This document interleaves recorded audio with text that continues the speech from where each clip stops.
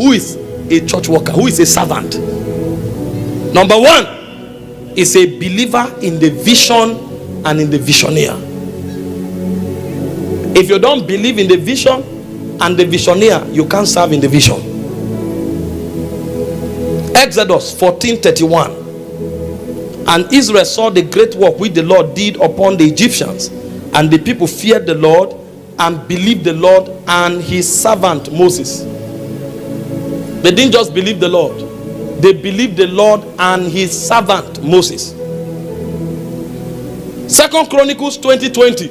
Believe in the Lord your God, so shall ye be established. Believe also his prophet, so shall ye prosper.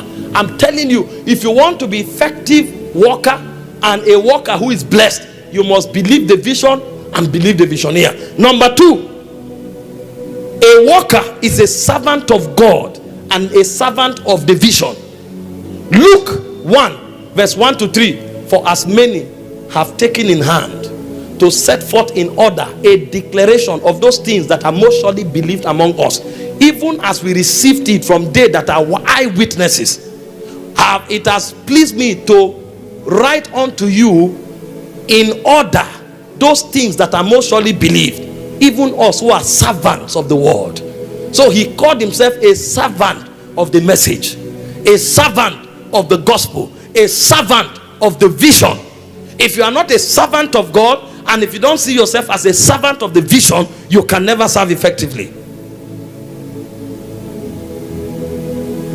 Number three, who is a church worker? Is a defender of the vision. So you don't just believe it, you defend it by propagating it and by correcting wrong notions about the vision. Because we are in a terrible world. Somebody can stand up with a vision to win souls. People can gang up and say it's trying to loot money from people, because their heart is corrupt. They think everybody is like them. You must be able to clarify things that no, it's for soul winning. This is what happens. This is what happens. This is what happens. You should be able to defend the vision. If you can't defend it, why are you there? Why are you wasting your time? Why are you wasting your resources? Why are you wasting your energy? So you should be willing to stand up for the vision. Jude verse 3 and 4. Everything they believed and did, they defended it.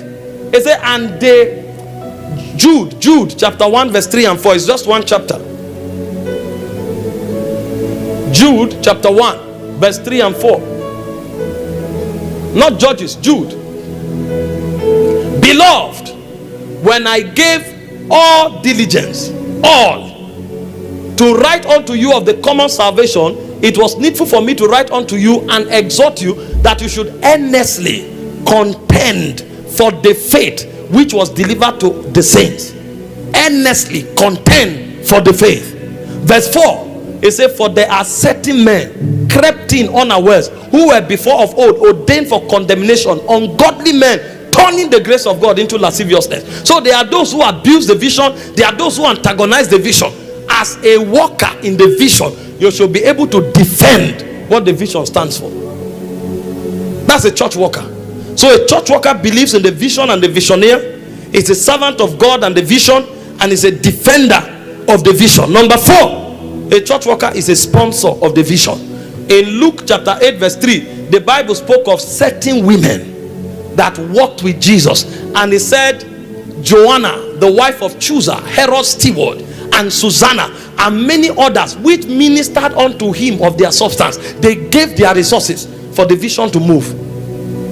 They were serving under Jesus and they were giving resources.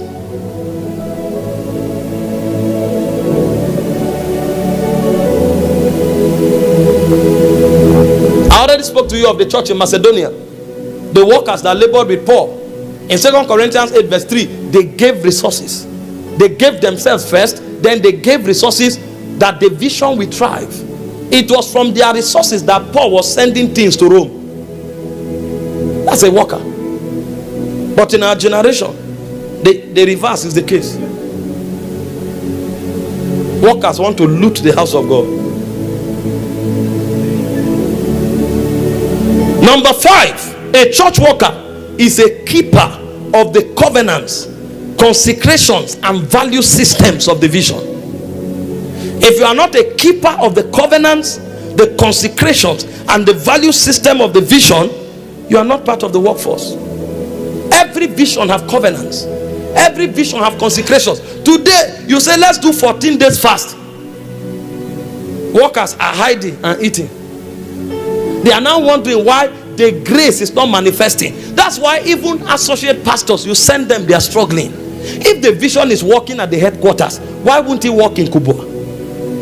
Why wouldn't it work in Yola? Is it not the grace powering it here that is there? There is a deficiency. The consecrations are not kept. The covenants are not kept. The value systems are not kept. If you keep the covenants, keep the consecration, keep the value system, the same grace powering it at the source will power it everywhere. When Jesus sent out the 70, all of them return with the same report. Luke 10, 1 to 19. They said, the devils were subject to us in thy name. If you are in alignment with the vision, there is no way you will not manifest the grace. There's no way. So if the grace is not speaking, there is something wrong with the consecration. I know there are specific and peculiar cases where certain territories have very unique warfares that require some level of skill and corporate priesthood. But generically speaking, if it is working in one place, it should work every other place, because it's not human strength that is doing it, it's the grace of God that is powering it. But that grace has a covenant, it has a consecration, and it has value system. If the woman of God emphasizes prayer, you must pray. If she emphasizes fasting, you must fast. If she emphasizes modesty, you must be modest. She cannot be dressing decently and you are dressing like a superstar, and you are expecting to generate the same result. The value systems must be the same. If she emphasizes charity, kindness, mercy, you must make it a lifestyle, so that that which is on the head can flow to the beard, even to the skirt. That means no location is a disadvantage. It's the same oil that is flowing. But it takes covenant, it takes consecration, and it takes value systems. That's who a church worker is.